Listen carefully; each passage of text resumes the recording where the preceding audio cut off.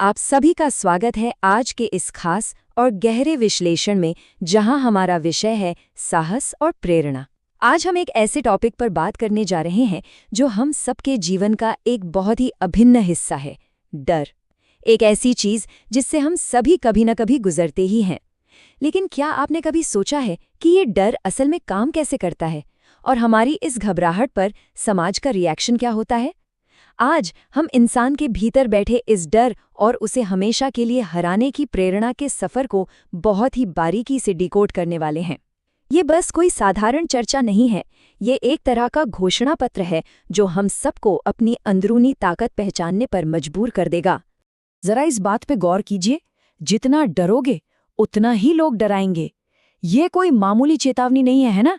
ये हमारे समाज की एक बहुत ही कठोर लेकिन एकदम सच्ची हकीकत है। जब हम डर को अपने ऊपर हावी होने देते हैं तो ये दुनिया हमारे प्रति कोई सहानुभूति नहीं दिखाती, बल्कि वो हमारे उसी डर का फायदा उठाने लगती है। ये लाइन एकदम सीधे तौर पर यह साबित करती है कि डर सिर्फ एक व्यक्तिगत भावना नहीं है, बल्कि ये बाहर वालों के लिए खुला निमंत्रण है कि आओ और हम पर हावी हो जाओ। तो चलिए the vicious cycle of fear यानी डर के इस दुष्चक्र में थोड़ा और गहराई से उतरते हैं। देखते हैं कि ये पूरा खेल आखिर शुरू कहाँ से होता है। यहाँ इस कॉन्सेप्ट को समझना बहुत ज़रूरी है। देखिए, डर सिर्फ हमारे मन के अंदर की एक अवस्था नहीं है।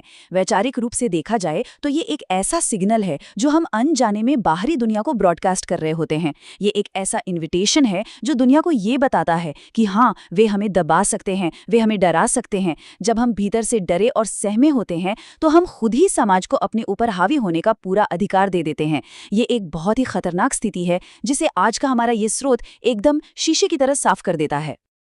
अब आगे बढ़ते हैं साइलेंस एंड वीकनेस यानी चुप्पी और कमजोरी की तरफ। क्या होता है जब कोई इंसान डर के मारे अपनी आवाज ही खो बैठता है? अब इस लाइन को बहुत ध्यान से सुनिए। जब हम चुप रहते हैं, दुनिया हमें कमजोर समझती है।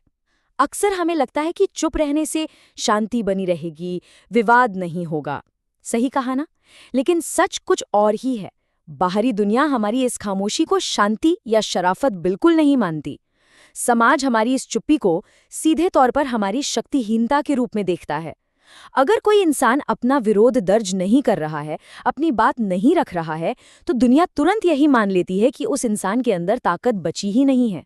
और फिर ये खामोशी हमें कहाँ ले जाती है? The consequence of बाउइंग। ये हमें दिखाता है कि कैसे खामोशी से बात पूरी तरह से घुटने टेकने तक पहुंच जाती है। इस पूरी गिरावट की प्रक्रिया को जरा कदम दर कदम समझते हैं। पहला कदम डरना, दूसरा कदम उस डर की वजह से एकदम चुप रह जाना, तीसरा कदम हार मान लेना या परिस्थितियों के सामने झुक जाना, और चौथा सबसे खतरनाक कदम और भी ज्यादा दबाया जाना। जी हाँ, जब हम झुकते हैं ना तो लोग हमें और ज्यादा झुकाने लगते हैं। ये एक ऐसा दलदल है जिसमें एक बार पैर फिसला तो इंसान लगातार नीचे ही धंसता चला जाता है। झुकने से कभी भी दबाव कम नहीं होता, ये दमन को कई गुना और बढ़ा देता है। लेकिन ठहरिए, यहाँ से इस पूरे विचार की दिशा अचानक से पलट जाती है। The end of fear. समस्या की इस गहरी पीड़ा से निकलकर अब हम उस समाधान की तरफ बढ़ेंगे जो पूरी मानसिकता को ही बदल कर रख देता है।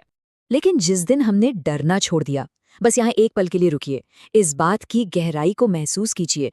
ये कोई छोटा मोटा बदलाव नहीं है, ये किसी भी इंसान के सफर का सबसे बड़ा, सबसे अहम टर्निंग पॉइंट है, जहां से वो अपनी खोई हुई ताकत वापस पाना शुरू करता है। डर को हमेशा के लिए पीछे छोड़ देने का वो एक पल पूरे के पूरे खेल को बदल कर रख देता है। यहाँ कारण और प्रभाव, कॉज एंड इफेक्ट का एक अद्भुत संबंध देखने को मिलता है। एक तरफ जैसे ही हम अपने व्यक्तिगत डर को त्यागते हैं, ठीक उसी वक्त उसका सीधा असर ये होता है कि डराने वाले की हिम्मत अपने आप टूट जाती है। इसका मतलब समझते हैं आप? इसका सीधा सा अर्थ है कि डराने वाले की अपनी कोई असली ताकत होती ही नहीं है। उसकी ताकत पूरी तरह से हमारे डर की मोहताज है। जैसे ही हम डरना बंद करते हैं, शक्ति का पूरा संतुलन 100% पलट जाता है। तो फिर सवाल उठता है, द रियल स्ट्रेंथ, असल ताकत है कहाँ? पूरा का पूरा कंट्रोल किसके पास है? तो सबसे अहम बात यह है कि सब कुछ हमारे ही भीतर है। डर हमारे अंदर है तो ताकत भी हमारे ही अंदर है। ये कमाल की बात है। सोच कर देखिए, हमारी जेल भी हमारे अंदर है और उस जेल से बाहर निकलने की चाबी भी हमारी ही जेब में है। कोई भी बाहरी ताकत हमें तब तक नहीं तोड़ सकती जब तक हम खुद उसे अपने अंदर के डर से मजबूत ना करें।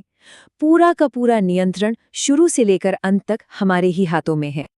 अगर हम इन दो स्थितियों की तुलना करें तो पिक्चर बिल्कुल साफ हो जाती है। पहली स्थिति, जहां हम डर को पाल पोस कर बड़ा करते हैं, उसका सीधा रिजल्ट होता है बाहरी लोगों का हम पर हावी होना और गुलामी।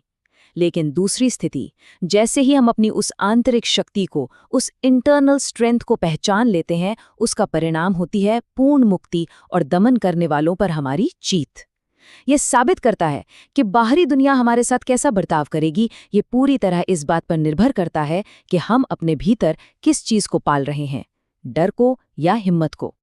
अब हम इस चर्चा के बिल्कुल आखिरी और सबसे निर्णायक पड़ाव पर आ चुके हैं, द फाइनल डिसीजन, जहां एक फैसला लेना ही होगा। ये पूरा का पूरा गहरा विश्लेषण आखिर में बस इस एक सवाल पर आकर टिक जाता है, डर के साए में जीना है या पूरी हिम्मत के साथ उठ खड़े होना है। ये कोई ऐसा सवाल नहीं है जिसका जवाब आप तुरंत दे। ये एक ऐसा सवाल है जिसे हम सबको अपने साथ लेकर जाना है, इस पर गहराई से विचार करना है और तय करना है कि हम अपने लिए कौन सा रास्ता चुनते हैं। सोचिएगा जरूर।